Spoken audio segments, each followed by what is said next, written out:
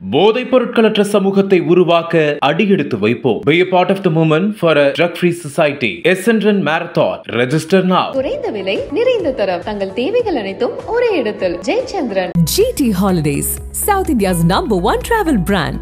You know you are special when you're with GT Holidays. தமிழ்நாட்டில் ஒரு பெரும் சமூக புரட்சியை ஏற்படுத்திய பராசக்தி திரைப்படம் 1952ஆம் ஆண்டு செப்டம்பரில் வெளியானது. பாவலர் பாலசுந்தரம் எழுதிய இந்த கதை நாடக மேடையில் பல முறை அரங்கேற்றப்பட்டது. அதன் பிறகு பராசக்தி படத்திற்கு முன்னாள் முதல்வரும் திமுக தலைவருமான கலைஞரால் திரைக்கதை வசனம் எழுதப்பட்டு நடிகர் திலகம் சிவாஜி அறிமுக நாயகனாக நடித்தார்.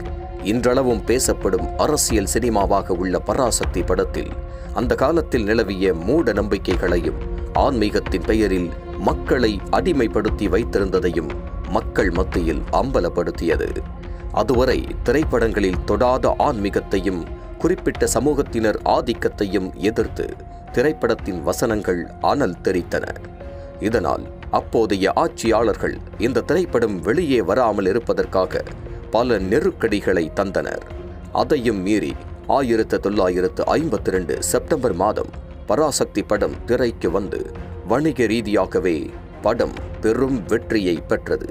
இந்த திரைப்படத்தை வேலூரைச் சேர்ந்த நேஷனல் தியேட்டர் நடத்திய பெருமாள் என்பவர் நேஷனல் பிக்சர் என்கிற பெயரில் பராசக்தி படத்தை தயாரித்திருந்தார்.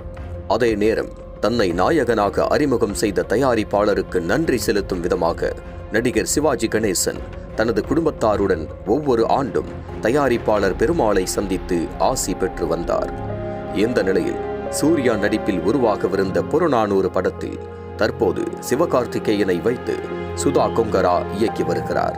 டான் பிக்சர்ஸ் தயாரிக்கும் இந்த படம் சிவகார்த்திகேயனின் 25வது படமாக உருவாகி வருகிறது.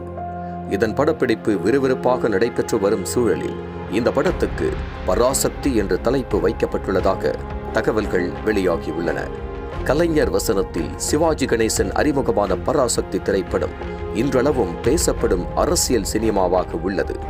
இந்த நிலையில் இந்தி எதிர்ப்பு போராட்டம் சம்பந்தப்பட்ட கதைக்கு அந்த தலைப்பை மீண்டும் பயன்படுத்த உள்ளதால் படத்தின் மீதான எதிர்பார்ப்பு அதிகரித்து வருகிறது.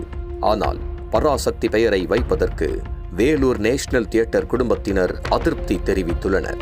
இது குறித்து அவர்கள் வெளியிட்டுள்ள ஒரு செய்தி குறிப்பில் கலைஞர் மு. கருணாநிதி, சிவாஜி கணேசன் என்கிற 2 பெரும் கலைஞர்களை தமிழ்நாட்டுக்கு அடையாளப்படுத்தி காட்டியது பராசக்தி திரைப்படம்.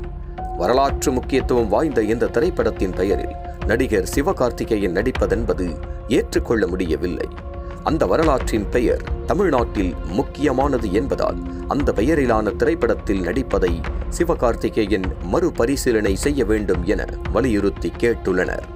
அதேபோல பராசக்தி படத்தின் டைட்டிலை சிவகார்த்திகேயன் படத்திற்கு வைக்கக்கூடாதென நடிகர் திலகம் சிவாஜி சமூக நல பேரவை எதிர்ப்பு தெரிவித்துள்ளது. இது தொடர்பாக பேரவையின் மாநில தலைவர் கே. சந்திரசேகரன் வெளியிட்டுள்ள அறிக்கையில் பராசக்தி இது வெறும் திரைப்பட பெயர் மட்டுமல்ல, தமிழ் திரையுலக வரலாற்றை 1952க்கு முன்னர் 1952க்கு பின்னர் என்று பிரித்து பார்க்கலாம். பாடல்களே படங்களாக, பாடத் தெரிந்தவர்களே நடிகர்களாக இருந்ததை மாற்றி அனல் தெரிக்கும் வசனங்கள், உணர்ச்சியை தூண்டும் நடிப்பு இவற்றோடு சமுதாய புரட்சியையும் ஏற்படுத்தி பராசக்தி திரைப்படத்தின் பெயரை மீண்டும் ஒரு திரைப்படத்திற்கு வைப்பதென்பதை ஏற்றுக்கொள்ளவே இயலாது என தெரிவித்துள்ளார். நக்கீரன் டிவிக்கு சப்ஸ்கிரைப் செய்யுங்கள். உங்கள் ஆதரவே எங்கள் பலம். ஆசிரியர்களுக்கு நண்பனாகவும் மாணவர்களுக்கு ஆசானாகவும் திகழும் தேர்வு வழிகாட்டி. ஒவ்வொரு பாடத்திற்கும் அனுபவமிக்க ஆசிரியர்களின் துல்லியமான தெளிவான விடைகள். CNC இருக்கு, தேர்வு பயம் எதற்கு? இது தீரன் பப்ளிஷிங் ஹவுஸ் விற்பனை வெளியீடு.